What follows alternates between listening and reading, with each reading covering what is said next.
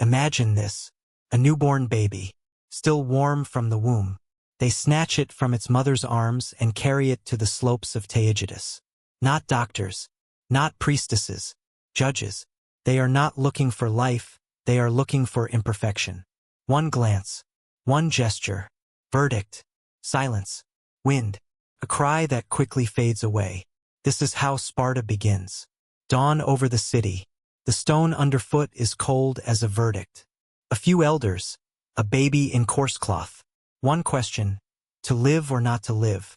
According to Plutarch, each child was shown to the Gerousia, the council of elders. The strong were returned. The weak were not allowed to be raised. Then there is the legend of Apathetes, a precipice on Taygetus, where infants were allegedly thrown. Archaeologists have not found any children's remains there, so historians believe that the children were simply abandoned. For the state, it sounded more noble. Not execution, but a trial. For the mother, it was a sentence without punishment. But for history, it is not the fact that is important, but the image. A child on the edge of a mountain. The first lesson of a Spartan is that life must be earned. No one cries here. Here, the state is higher than the mother. Even before uttering its first word, a child must prove that it is worthy of life. And then there is the law that will make this silence sacred. Does Sparta need justification for its cruelty? It has it. God and the law. Lycurgus returns from Delphi with a retro. Short instructions dictated, as they believed, by Apollo himself. He does not carry gold, he does not lead armies. He brings order, harsh, like the stone on which he was listened to. The meaning is simple. The city must live like a camp. Luxury is forbidden. Private banquets are forbidden. Money is suspect. Laughter without reason is also forbidden. The law is not written down, it is memorized like a prayer.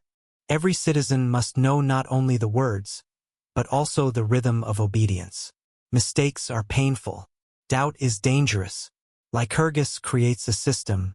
The Gerousia, a council of elders, the Ephors, 5 overseers who watch even the kings, and the Syssitia, communal meals where everyone is equal in food and silence.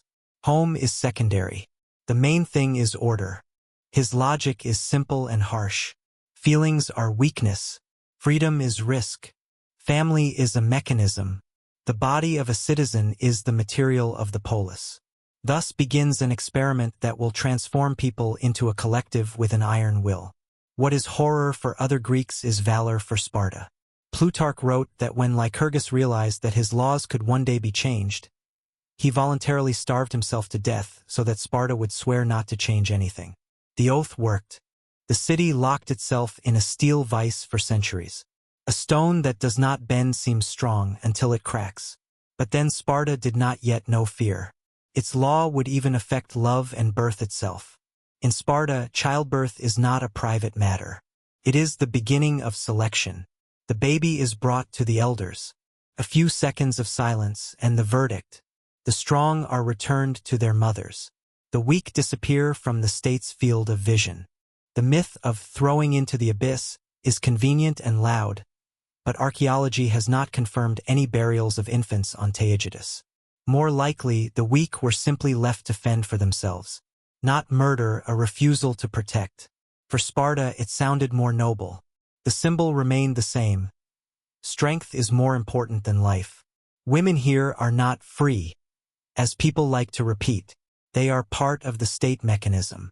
They are fed, trained, and prepared to manage estates not for the sake of equality, but to raise strong children. The formula is simple. A strong mother means a strong son. Their day begins with competitions and ends with a prayer not for love, but for endurance. A phrase that has become a symbol is heard throughout the city. Return with your shield, or on it. This is not heroism. It is a rule of survival. Honor is higher than life. Here they do not teach love. Here they teach obedience. Tenderness is allowed only as a form of discipline. Women can publicly mock cowards or sing hymns in honor of the brave. This is not entertainment, it is a tool. Shame and pride work no worse than a whip. A child who is allowed to be raised already belongs to the state. Their path is predetermined. Cradle, school, pain, shield. Ahead lies the agoge, a program where the weak disappear for good. In most Greek cities, marriage is a celebration, music, vows. In Sparta, it is a calculation. Love decides nothing. The state makes the decisions. Men are forbidden to marry early. First, they must prove that their bodies are hardened, that they are worthy of passing on life. Women also prepare, not for marriage, but for bearing strong children. Running, wrestling, competition, nutritious food. Beauty does not matter. Only strength is important. Plutarch describes the Spartan ritual. The bride was shaved, dressed in a man's cloak, and left in a dark room. The groom came at night, quickly, without words. No vows, no witnesses, no music. The ritual of fertilization was controlled by the state. If the couple had no children, the elders could advise the wife to spend the night with another man, a stronger or more famous warrior. For the Spartans, this was not a humiliation, but a sacrifice for the sake of the polis. The state was above the individual. In a city where feelings are considered a risk, even jealousy is unnecessary. Love here is not an emotion, but a function. Passion is subject to the law. During festivals, girls come out to the square. They sing songs mocking cowards and glorifying the brave. It is not flirting, it is a public test. Shame and pride shape the next generation. Plutarch mentions that such performances had political significance. They were a means of education. The girls sang directly, "You are not worthy of a shield if you fear blood.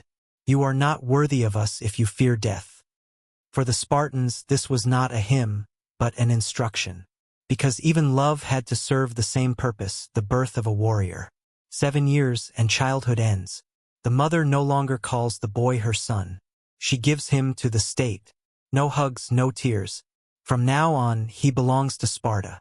Agoge is not a school. It is a laboratory of discipline. Barracks instead of home. Commands instead of love. The children sleep on mats made of reeds, which they cut themselves from the river. One tunic for all seasons. Hunger is part of the curriculum. Food must be obtained or stolen. But if you are caught, there is punishment. Not for stealing, but for incompetence. There is no morality here, only efficiency. Plutarch wrote, Lycurgus taught the boys to steal wisely. Plutarch recounted the story of a boy who stole a fox. When it was found, he hid the animal under his cloak. The fox tore his stomach apart, but he stood motionless. He died without uttering a sound. For other Greeks, it was a horror. For the Spartans, it was a lesson. Pain and cold were their daily trainers. The most famous story is that of the boy with the fox. He hides the animal under his cloak. The fox tears his stomach apart, but he stands motionless. He died without making a sound, and he became an example of endurance. In the temple of Artemis Orphia, boys were whipped in front of a crowd. Blood splattered on the stone, and spectators counted the blows. Those who fell disgraced their family. Those who stood earned honor. Some died right on the altar, and people applauded. Pain is not the enemy. Pain is part of the system. After that, the boys were taught to be silent, to speak briefly, precisely, without embellishment. This is how the word conciseness was born. In the evening, there were communal dinners, syssitia. Children sat next to warriors, listening to stories about battles, honor, and the fear that must be overcome. It was only permissible to laugh at pain. Agoge does not educate people. It forges instruments. Body and character merge into one function, obedience. Ahead lies the final test, cryptia, a school where they teach you to kill fear and people at the same time. 16 years old. The body endures the pain. The soul is silent. The night of the cryptia arrives. The moon is behind the mountains. The air is cold and still. The young men leave the city without torches, without armor, only with knives. They move between the fields, silent as shadows. Their task is hunting. Not wolves, people, helots, slaves who work the land of Sparta. Every year, the Ephors officially declare war on the helots. This act makes the killings legal. Death becomes a teaching tool. Every year, before the start of the Cryptia, the Ephors performed a formality. They declared war on the Helots. One signature, one ritual, and murder ceased to be a crime. Now death had a legal justification. In Sparta, even murder had its own permission. Plutarch described the Cryptia as a test. Young men had to live in the fields without shelter, food, or light, observing, attacking, and hiding. They had to eliminate the most intelligent helots, those who could lead others, those whom the state saw as a potential threat. Historians argue, was Cryptia the training of special forces or a ritual of terror? But the result is the same, the cultivation of ruthlessness. Imagine a boy who was still a child yesterday, a knife in his hands. In front of him, a man who is simply standing in the wrong place. A moment, a breath, a blow, and silence. After Cryptia, a Spartan does not ask why. He only knows how. Plutarch recalls that even mothers did not ask where their sons were going that night. Because in Sparta, to ask is to doubt. And doubt is weakness. The young man returns to the city calm. There is no joy on his face, no regret. Only indifference, the same as that of the elders who once decided the fate of infants near Taygetus. The cycle is complete. Infant, boy, killer, warrior. All for one purpose, so that Sparta would never know fear. But when fear disappears, humanity disappears with it. Ahead are those who have learned not to cry. Mothers for whom even death is a duty. In Sparta, even tears obey the law. Crying is forbidden even when sons die. Here, a mother is not the guardian of the home. A mother is part of the military system. She raises a warrior, not a child. Before the campaign, she gives her son not a sword, but a shield. And she says 6 words that have become a symbol. Come back with it or on it. This is not a wish or an expression of love. It is an order. Live with honor or die with it. At dawn, the road is full of dust and the clanging of armor. Women stand along the road. No hugs, no goodbyes. Only silence and the glint of metal. Each of them knows that this may be the last time they see their son. But fear is not allowed. Because fear is weakness. And weakness in Sparta is punished with contempt. Plutarch wrote that a mother could kill her son herself if he fled the battlefield. To the Greeks, this sounded wild. To Sparta, it was natural. Because betraying the polis is worse than dying. Sometimes women met those who returned without a shield. Not with words, but with a look that made the warriors lower their eyes. In this culture, there is no grief. There is only pride. Because crying is the privilege of the weak, and here there are no weak. From childhood, boys hear, a mother is not tenderness. She is the law. And when they go to war, they carry not love but duty. Even grief serves the state here. Even motherhood is part of military discipline.